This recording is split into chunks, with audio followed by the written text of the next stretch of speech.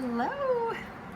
Oh, welcome to Cedar Woods Farm on this hot Sunday fun day.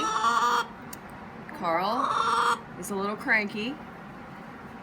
I hope you are doing well. I've had some technical difficulty and I just bent my thumbnail all the way back. So Carl and I just recently watched Rosemary's Baby for the 50,000th time. And so our cocktail today is an homage to that movie, and the drink that is highlighted, it may have been a few years or decades since you've seen the movie, but the creepy next door neighbors serve the character that plays Rosemary and her husband, the Woodhouses. They have them over for dinner and they serve them a drink that they call the Vodka Blush. And so that is what we're going to have. Carl and I are going to fix it right up for you. It is so easy. It's as easy as Carl's vodka soda that we did last week. You just need a shaker of ice. You need vodka, 2.5 ounces of vodka, a dash of grenadine, and you need a 1/2 ounce, 3/4 of an ounce, whatever, of lime. I'm going to use, it's a small lime, but I'm just going to squeeze the whole thing. Oh, and I wanted to show you. So, another purchase on Amazon. I got this little shaker topper doohickey that fits on any mason jar. How cool is that? And I also wanted to tell you about the Appalachian Sippin' Cream. If you've never had this, it's even better. I think it's even better than Bailey's. Really good in coffee. It's really good as an after dinner dessert drink. It's just really good, period. So, and I like the amber mason jar dealio. So we've got that. This is just Amazon. These boredom quarantine shopping days, it'll get you in trouble. All right, let's fix this drink, and then I also, Carl is really cranky.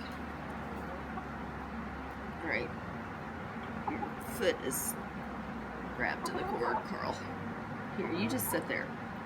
I also wanted to share with you some stuff. And you know when anybody says they've got stuff to share that it's not good. Apparently we are no longer in the cocktail, we are in the cocktail business. We are no longer in the peacock business because ours are gone. So I'll explain that to you. It's a sad story. I mean, they're not dead. Well, they could be dead. We're not sure. All right, so I'm going to put, it would be, if you have a jigger, it would be 1 jigger. Frida is equivalent to 1.5 to 2 jiggers, so we're just going to do that and roll with it. I'm going to just do a splash of grenadine. And then, again, since this is to honor the movie Rosemary's Baby, which came out in 1968, I also have a sprig of rosemary. The way these were served in the movie, Mr. Castanet, I think was his name, they had just walked in and they sat in the dining, or not the dining room, but I don't know, on a couch in a room. And he brings these 4 champagne glasses absolutely to the brim. They're like spilling over, and his wife Minnie is saying, "Don't spill it on the carpet." She's played by, oh my gosh, Ruth Gordon, of Harold and Maude, right? Remember that? Another 60s, 70s movie. But he brings the 4 glasses out, and they're on this little silver tray. And he says, "A vodka blush, Mr. Woodhouse. Have you ever tasted one? They're very popular in Australia." The implication, and if you've seen Rosemary's Baby, you know what I'm talking about. Actually, I should be putting that here. The implication, because, you know, Rosemary's Baby, the movie, is about a Satan baby, right? So the implication is that the blush, what makes the drink red, is, I feel like I need more of everything, is that it's blood, is that it's, you know, the vodka with a few drops of blood. This would be a good Halloween drink. Alright, so let's shake this up. Now, I've tried this mason jar shaker kind of thing. It's not as good. I mean, it doesn't work as well as a regular shaker. It kind of leaks a little bit. So, but we're gonna do this just because it's so cool. We're in Kentucky, using our Appalachian sipping cream mason jar. It's not leaking. It is so hot, I am almost dizzy. Alright. So anyway, if you have not seen this movie, you need to just stop this video and go watch it. And also, if you haven't seen Harold and Maude, see, this is the problem. It's not with this, it's with that. That's what leaks. Because I'm doing this over to the side because it's going everywhere. Alright, well, that's enough to...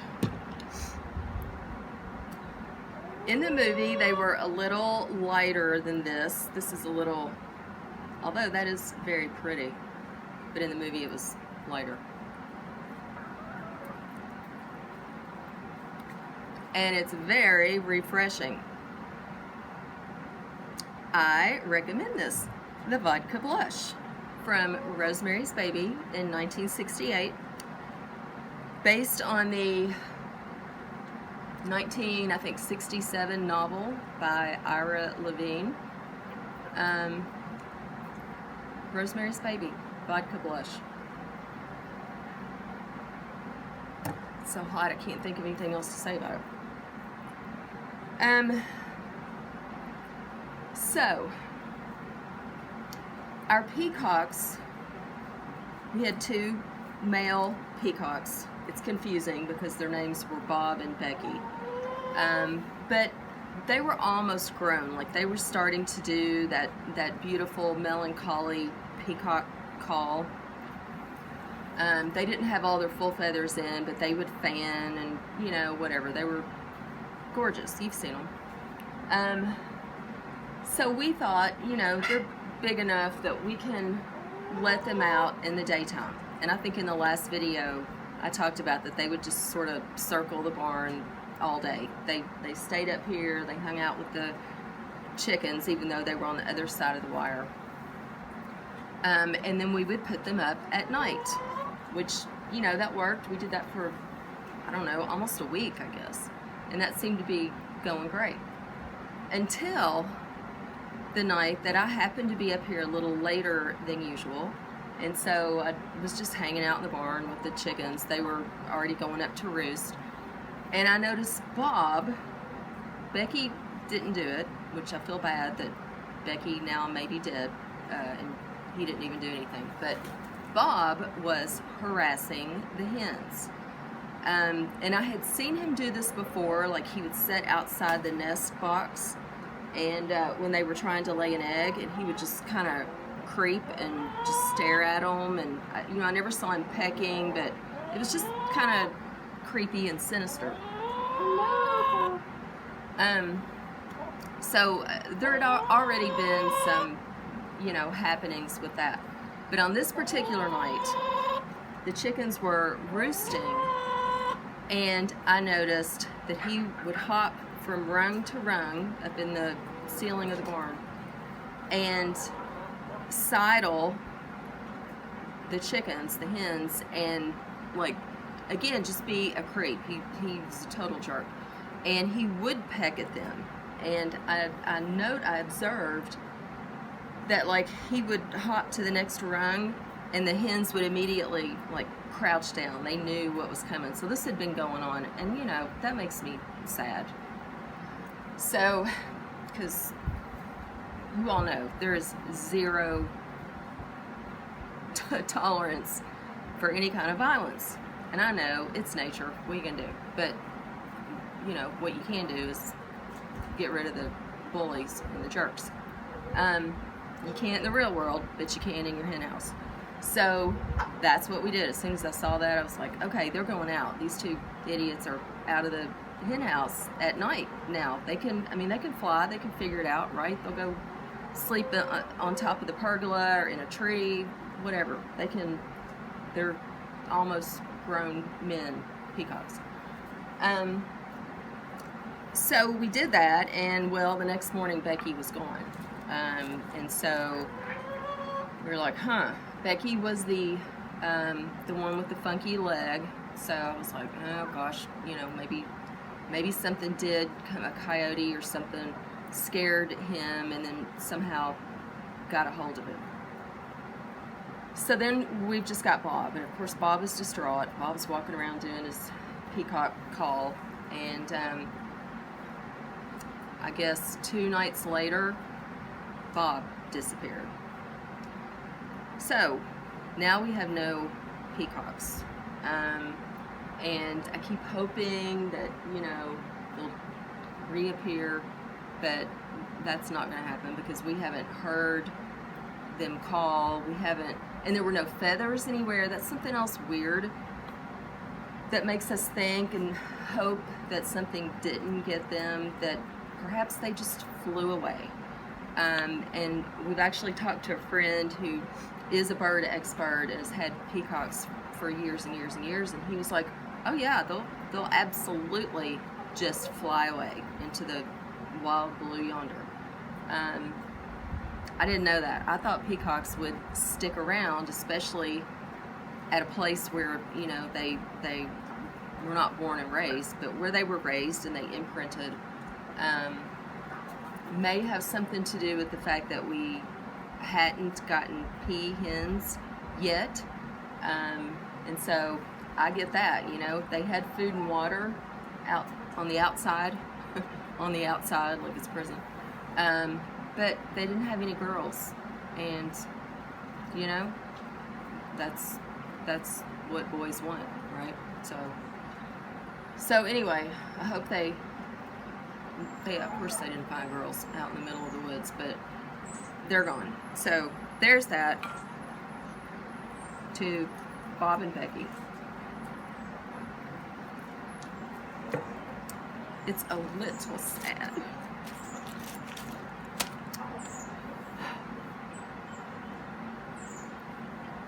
But I've still got these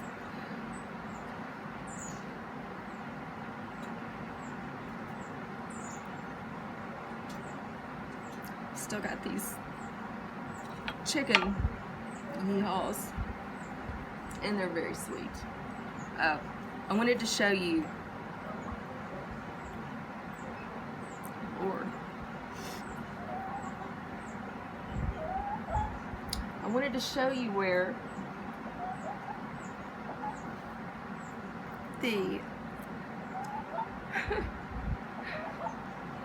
where one of the pheasants laid an egg. So let's do that. This is going to be a depressing video. So, here's everybody being so pretty.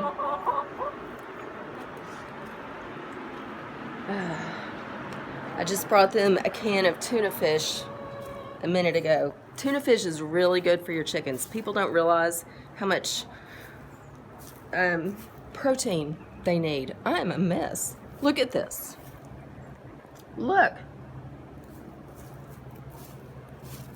Just right there on top of the brooding box. It doesn't seem very comfortable, but I came in and I was like, I thought it had been, you know, found somewhere else and put up here because we had some company earlier today. But when I picked it up, it was warm.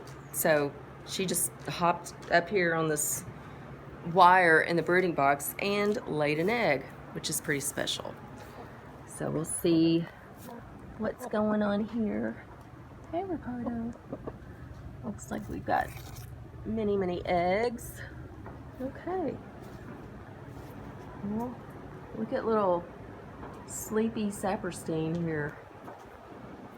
Do you recognize that name? Dr. Saperstein from the movie Rosemary's Baby.